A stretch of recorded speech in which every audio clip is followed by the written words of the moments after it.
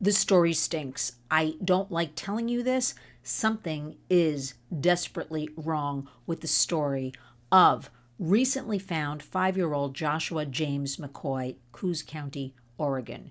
He disappeared, according to his mother, last Saturday when they decided to take a nap, and this was around 1 p.m. And his mom claims she woke up at 5:30 p.m. and little Joshua was gone. Very scant with the details, but it is said, from what I can read and find out and research, that 5-year-old Joshua, known as Josh or Joshi, was afflicted with autism.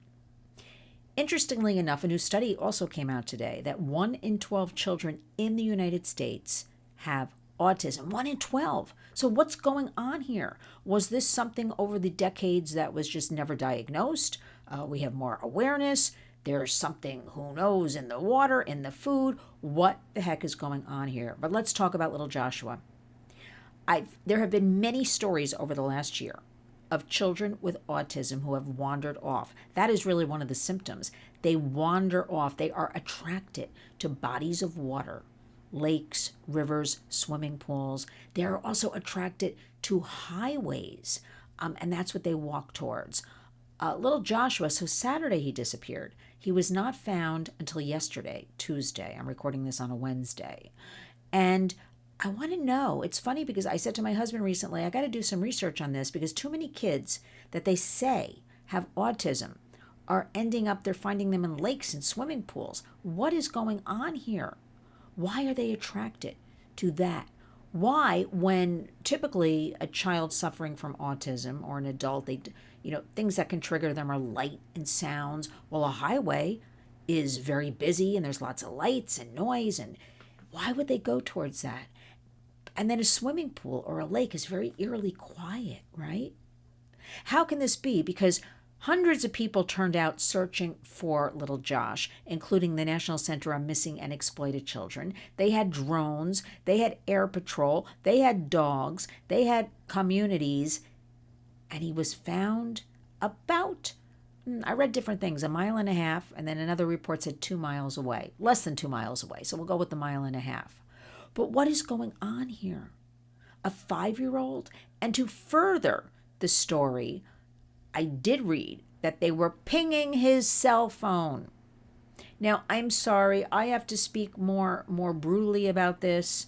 No 5-year-old should have a cell phone. Indeed, we can all agree if he did have a cell phone on him and perhaps answered it or something, that would have helped with the situation. But apparently, if they're pinging the cell phone is also missing. That would be the natural deduction. I am not a detective. I'm just playing one today here at the Warriors. So I have so many questions. But let's come up with some sort of system for these children with autism. I'm going to put in the body of this video this new study I just read 15 minutes ago. I walked in from the brutal streets of New York City, and let's be aware, because when I'm reading 1 in 12 children, how many children then are undiagnosed? Maybe it's 1 in 14. We just don't know, right? It's hard to imagine that in the United States in 2024, almost 2025, that a lot of kids don't even go, a very high percentage don't even go to pediatricians. Doctors are not even evaluated. So remember, any kind of stats we give you, we know the numbers are always higher, right? Because of situations like this. Never brought to a pediatrician. So who knows what's going on? But if I didn't know better, I have a feeling this little Josh, and we have to pray for him and pray for his little soul. And what a cute picture I put up starting yesterday, because any of these missing children is devastating. But again, it was a child that we're told had autism. And why? Why don't we have alarms on the insides of doors and windows if you have a child with autism? So if you do fall asleep, that you wake up when the alarm goes off. Where are the safety precautions? Because again, I don't care, Coos County in the middle of Oregon with trees and lakes or whatever, it doesn't matter if you're in the city or in the country. We have to have better systems. We have to educate the parents better. We have to understand they may just not have the awareness. They may just not know what to do. They think they're under my roof. They're fine. I am telling you, there have been so many documented cases in just the last 12 months about children. And these children all seem to be under 10 years old.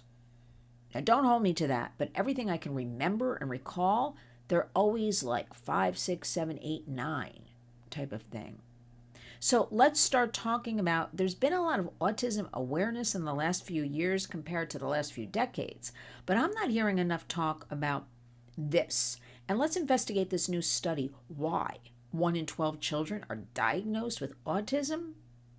What's going on here? But in the meantime, let us focus on little Joshua James McCoy. Let us pray for his soul. Let us hope this was just a tragic mistake. This poor child had his whole life ahead of him. I don't have the details. Nobody has the details. Allegedly, he disappeared taking a nap when the mom woke up. We don't know anything yet. I'm not pointing any fingers. I'm simply pointing out a child with autism.